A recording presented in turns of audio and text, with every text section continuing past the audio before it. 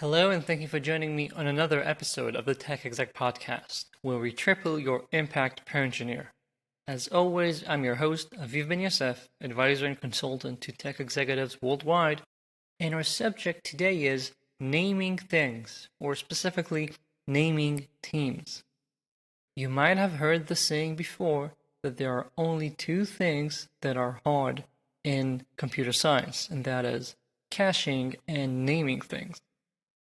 Today, I don't want to be talking about caching, but I do want to talk about the importance of naming things correctly. In general, I tend to use the term of refactoring quite a bit when I'm talking about managing R&D organization.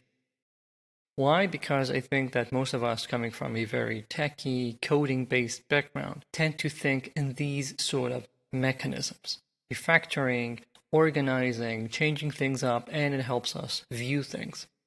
Now, specifically, I want to talk about a refactoring that when it comes to code, I love quite a bit, but when it comes to organizations, people tend to not use it with the same amount of caution, and that is rename. You know the refactoring rename method, rename variable. I'm talking about rename team, or when you're creating a team, naming it in the first place. There is something that is sometimes hard to grasp, and that is when a person says word X, the other person might hear the same word but interpret it completely differently. And this is a gap that I see again and again when we're talking about teams and roles, because every time we have a mismatch between what someone is thinking and the other person means that we're going to have issues down the road, because people might not be aligned about what they need to be doing, because we can have people who, for example, find out 3 months later that the team they have joined is not the team that they wanted to join, that sort of stuff. And I believe that we need to be naming teams correctly in order to reduce a whole sort of problems that might occur otherwise.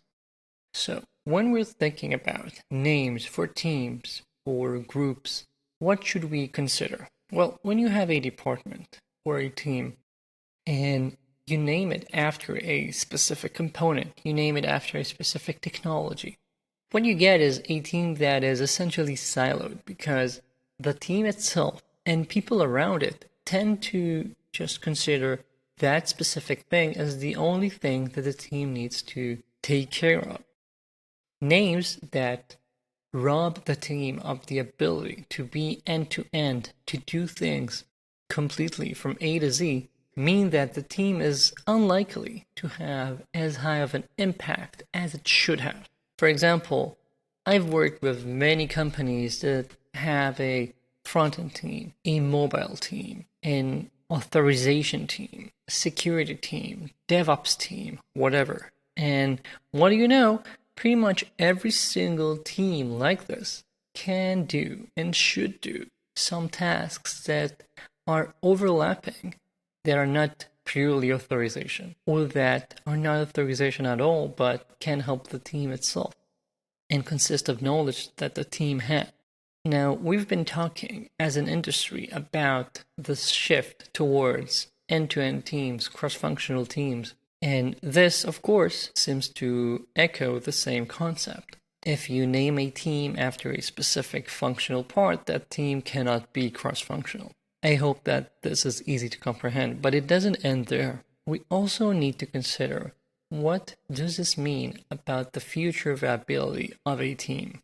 For example, I've seen companies that try and name teams and task forces after objectives that the company has, and that is very cross-functional, but because we're talking about a business need, we're not talking about a specific tool. We're not going to call them the front-end team or the iOS team. But in a company that objectives are not long-lived enough, you might end up having a team using an obsolete name within a quarter or two, or renaming teams again and again and again. And I find that while code is perfectly fine with having a rename refactor happening to it daily, that is not the same for people. People tend to get some sort of a group identity around their teams. And if you change the names, it seems to chip away at their confidence. and at their feeling of being part of a bigger thing. Therefore, I always say let's try and find a name that doesn't silo the team too much and that is viable for a long term of at least a year. Some companies end up having just, nonsense names, and actually those might work okay if you're not in a big enterprise. So you might be using names of characters from movies and from books, and teams would know that, hey, we can call Frodo to help us with that. Or that's actually something that Gandalf has done lately.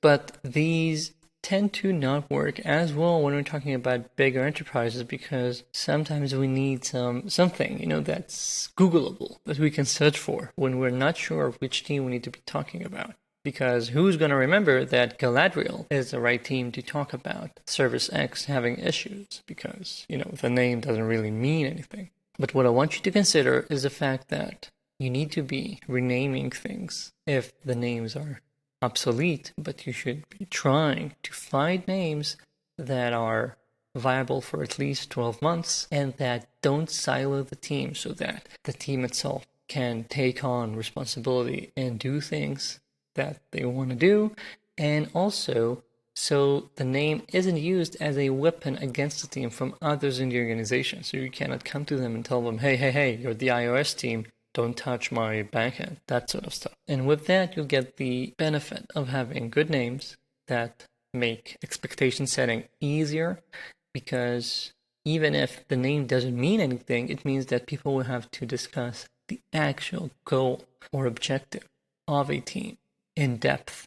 And therefore, we cannot just wave our hands and say authorization. We will actually have to define what this team is going to be doing. And then, for example, new hires, potential hires, people who move within your organization will have a better understanding of what the team actually does. That's it for this week. Thank you for joining me. As always, if you haven't yet subscribed to my newsletter, please do. It's the best newsletter online for tech executives. I share their exclusive insights that I don't share anywhere else, and it's one email a week. That's it. Thank you, and talk soon.